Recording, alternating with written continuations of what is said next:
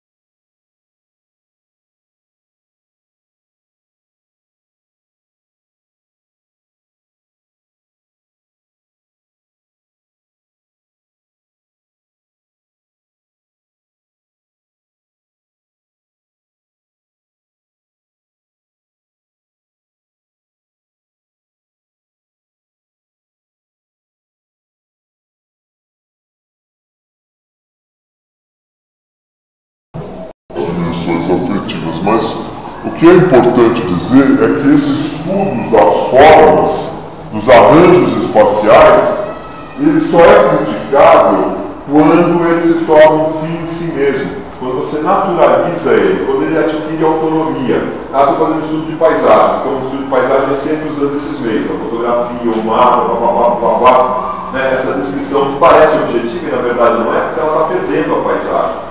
Agora, se você usar isso como um instrumento para construção de conhecimento, é diferente.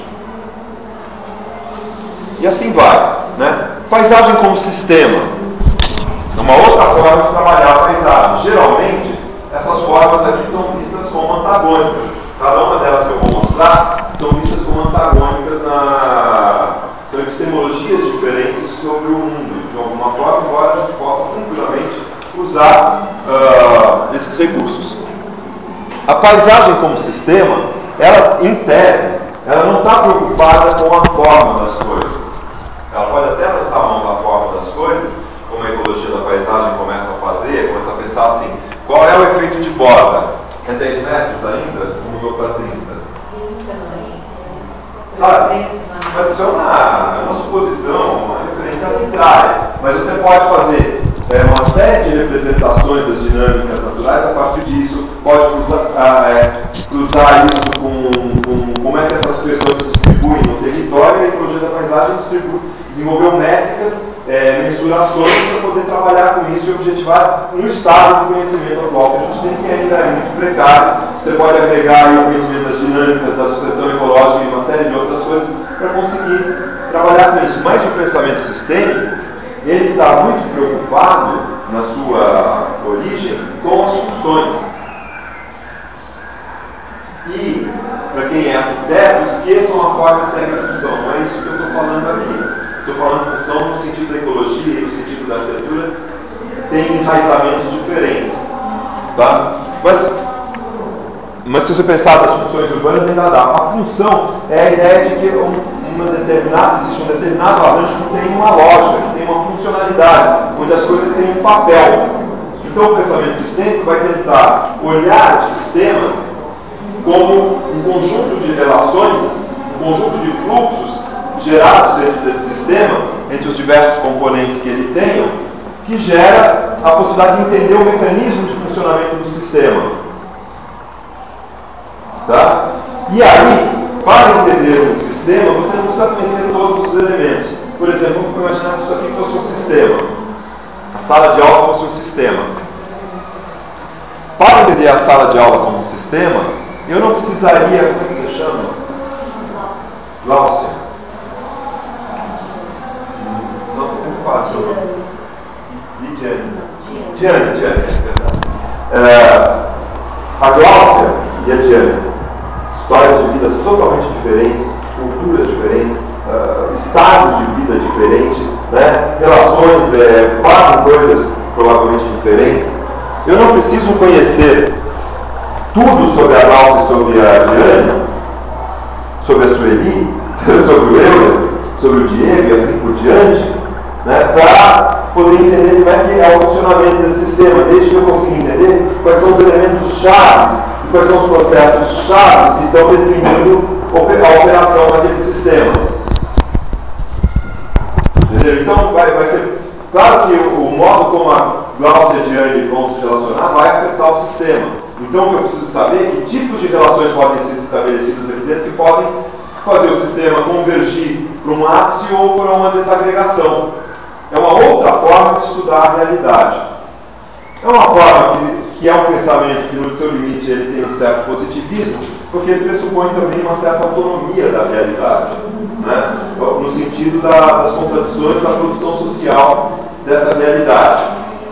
Por exemplo, as contradições de gênero e classe, outras tantas poderiam fazer parte do que a gente é aqui, podem ficar camufladas para entender a classe como sistema. Podem não entrar.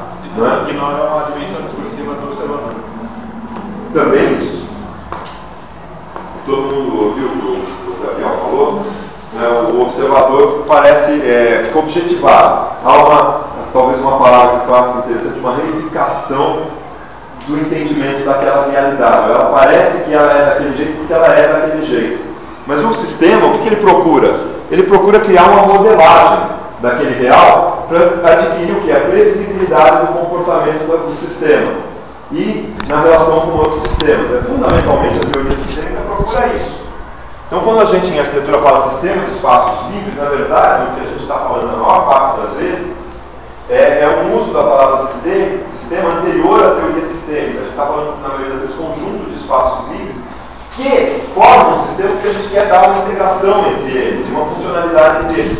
Mas não chega a teoria sistêmica que envolve outros tipos de representação do real. Isso é uma representação do real. E é poderosíssima. Poderosíssima, porque com todas as críticas que a gente pode fazer, eu consigo fazer modelagem sim. E o pessoal está estudando. Agora tinha um amigo que, acho que era físico, que trabalhava com questão de informática, o Pi, vou apelidá-lo de Pi agora, o Ale, que ele estava tentando criar modelagens de comportamento, de quais eram os fatores chaves que poderiam mudar a opinião do conjunto de pessoas. E ele estava tentando criar uma modelagem para ver que fatores poderiam mudar o direcionamento de um grupo. Interessante, né? É mais difícil trabalhar com isso, mas é também difícil trabalhar com o clima. Só que eu lembro assim, que quando eu era um pouco mais novo do que eu sou agora, quando eu ouvia no rádio, vai chover, dia de sol e sem chuva, a primeira coisa que todo mundo fazia era pegar o guarda-chuva. Agora não, o Alckmin sabe com certeza que vai demorar para chover. Porque a modelagem melhorou muito, a compreensão dos fatores que influem. Percebam, a gente tem desenvolvido teorias e, portanto, essa ferramenta, eu prefiro pensá-la como uma ferramenta, eu acho como representação do real, ela é muito pobre no processo de conhecimento do real, mas como uma ferramenta para você conseguir lidar com determinados aspectos do real, ela é extraordinariamente poderosa. Porque ela te ensina a pensar a relação entre as coisas e não mais a individualização do objeto e a adição entre as coisas. Bom, não dá tempo de ficar explicando esses negócios todos, né? Aí a mobilidade das pessoas e objetos decorrentes do trabalho humano, por exemplo, um carro ele tem mobilidade, ainda ele precisa de um condutor, o metrô, que não vem com nenhum condutor também, precisa de alguém que tenha feito um sistema, um software que opere aquilo adequadamente, né? A mobilidade de pessoas e objetos decorrentes do trabalho humano, além daqueles da natureza, constitui assim um tema complexo, cuja significação não pode ser vista em si mesma. A cidade implica numa complexa engenharia de fluxo, matéria e energia. Estava pensando que o sistema vai tentar dar conta dessas coisas e determinadas dinâmicas, mas não é suficiente para entender o real. Do mesmo jeito que a forma, os arranjos formais, eles podem nos ajudar a entender o real, e as representações que a gente faz dos arranjos formais podem nos dar instrumentos poderosos para a interpretação e gestão, intervenção do real, o pensamento sistêmico também dá. No entanto, essa engenharia só existe em universos de subjetividades, desejos, projetos, representações no imaginário. Mais do que isso, né, elas se assentam em desigualdades e contradições, formas de controle social, zonas de tensão e acordos. Então, por exemplo, aquele cavaleiro que eu esqueci o nome, que é respeitadíssimo, uma grande contribuição na área da sociologia, se eu não me engano, e que achou que a favela cheirava mal. E, portanto, ele tinha uma visão negativa da favela. E, nesse ponto, ele não viu a favela, de fato. Ele não se colocou lá para entender o que aquele era enquanto arranjo. Por quê? Porque ele está reproduzindo valores e práticas, tensões arraigados na sociedade. Não é? A subjetividade dele se embrenha com essas outras dimensões e gera uma representação do real. O nosso esforço cognitivo, então, é fazer que esse embrenhamento não gere uma representação nem ideológica do real, nem imediata do real, mas uma representação construída, elaborada, discutida desse real que nos permita realmente entender os seus processos um pouco mais crescentemente e intervir neles. Né? Então, o pensamento sistêmico não dá conta dessas outras dimensões do real. E aí a ideia de estrutura urbana e social pode ser importante. Só vejam que, como no anterior, eles estão em contradição também uma ideia com a outra. Algumas pessoas vão dizer, eu já vi isso em banca, né? Ah, mas você usou dois campos disciplinares que não dialogam. Ou você está trabalhando, por quê? Porque você está trabalhando com duas epistemologias que não se casam, e portanto esses métodos não se encontram. E portanto você não consegue fazer. Você tem que escolher um desses caminhos. Mas a paisagem não conhece um desses caminhos. A paisagem sempre chama vários caminhos. Ela sempre te possibilita vários caminhos. Né? Então, eu acho interessante pensar nisso daqui. Você pode, inclusive, fazer representações gráficas, cartográficas dessas dimensões. Isso aqui é do trabalho do Flávio Vilaça, que eu acho eu e muita gente acha que esse daqui da menção desenho do Flávio Vilaça, sobre estrutura urbana. Então, a estrutura urbana passa a ser um conceito. Né?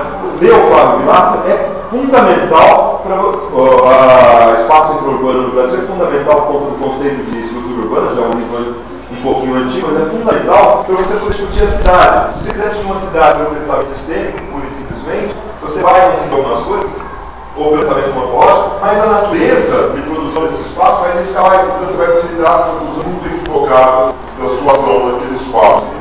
Porque você conhece os processos pelos quais ele se produz, pelos quais ele se constitui em contínuo processo condutal. O processo é demarcado com tradições graves e dramáticas. Né? Nesse momento aqui, a gente está fazendo um ponto curioso. Né? Uma USP está numa área central, com professores que estão numa área chamada periférica, usando uma nova forma, que nova nunca ninguém tenha feito, né? Mas porque ela não é tão comum assim, porque é experimental, construção dos nossos saberes, das nossas atuações, da nossa atuação social, do nosso campo de métodos, do nosso pagamento, que é o que a educação, na minha opinião, deve, acima de tudo, promover o pagamento, a relação entre as pessoas, ampliada, mais respeitosa, que é o texto do Paulo Freire. Mas isso pode ser representado. Essa desigualdade, que é uma desigualdade de funções, de investimento, capital, de formas de apropriação desses recursos, pode ser representada. A gente está fazer esse curso, né, e alguns trabalhos disso, então, pensando no que eu estou pensando agora, e alguns desses caminhos que você apresenta, eles se associaram muito a determinadas formas, metodologias de se produzir conhecimento. Então, por exemplo, na paisagem regional sistêmica, é muito forte a coração. Ela é muito forte e muito precisa associada a conhecimentos temáticos. Então, quando se fala de uma coisa assim coerente com os métodos, muitas vezes é porque, ao dar um certo outro, um certo caminho, eu preciso seguir o caminho corretamente. Né? Então, se eu vou por um caminho das métricas, como a gente vai apresentar agora, de avaliações numéricas, não basta eu fazer interpretações subjetivas. A carga subjetiva pode estar presente, mas a carga quantitativa, ela valida algumas interpretações. E às vezes, nós nesse caminho que a gente vai escolhendo, a gente quer ir por um caminho, mas não quer toda a profundidade dele, né? E aí a gente precisa seguir. A coerência está em você, ao escolher determinados rumos, você conseguir fazer direito, né? Não ficar achando que você tem um dado numérico X mal coletado, mais ou menos, estatisticamente coerente, você está provando algo ou você vai se sustentar na argumentação. Então, ao escolher, tem sim um berço, né? Tem são duas reduções que podem acontecer. Você tanto pode no quantitativo, por exemplo, você monta um questionário, tabula o questionário e fala foi científico, foi objetivo e blá blá blá, e na verdade aquilo é nada, porque os seus critérios para a construção do questionário estavam equivocados, não estavam rigorosamente traçados, e portanto você chegou a dados que são ambíguos. Eu lembro de um trabalho que foi muito importante sobre turismo, que tentava mostrar que o turismo, ele tinha a intenção de mostrar que o turismo gerava desenvolvimento. Então, dentro de uma episteme, você tem o rigor dos métodos e das técnicas e dos procedimentos, né? Então, às vezes, eu vou, por exemplo, lidar com uma paisagem funcional, mas eu não gosto muito de estatística, não vai dar certo, né? Não vai dar certo, porque existe esse rigor, ele é representado. Ou você vai se cercar de pessoas que são capazes de lidar com isso adequadamente para você... O Alckmin sabe que não vai chover, porque as equações meteorológicas são muito potentes hoje, né? Ele sabe que não vai chover. E ele age como se não soubesse, porque as previsões estatísticas não são favoráveis. Os modelos são mais potentes hoje, com a massa de dados que eu consigo lidar em meteorologia. Não que eu acerte sempre, se hoje vai ficar mesmo a máxima de 31 graus, que pode ser que ultrapasse isso. Mas eu tenho previsibilidade um pouco mais segura. Hoje os modelos ficaram cada vez mais potentes, pela matematização, pela conteúdo informacional, recursos didáticos.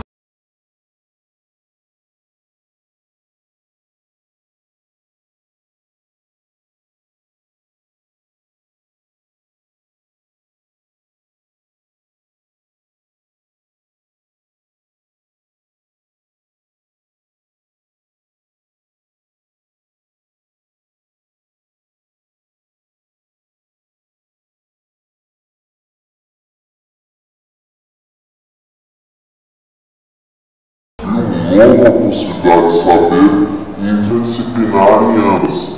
Né? Então essas imiscuições que às vezes também são podadas em excesso, não é? Que a gente também precisa desses trânsitos. Na verdade, o conhecimento se constrói sempre nesses trânsitos também, mas é claro que você tem que depois buscar um rigor. Por quê? Porque você está querendo fazer um conhecimento que possa ser discutido. Não é que nem o conhecimento artístico que você fica no campo da opinião. Eu gosto, eu não gosto. E nem todo conhecimento artístico está de fato no campo só da opinião. Né? Muitas vezes ele deveria estar num campo mais profundo do que o da opinião, que é o da sensibilidade e tal. Mas tudo bem como ele esteja. No campo da ciência, se você não puder estabelecer o debate do processo de construção daquilo, então você não tem uma validação.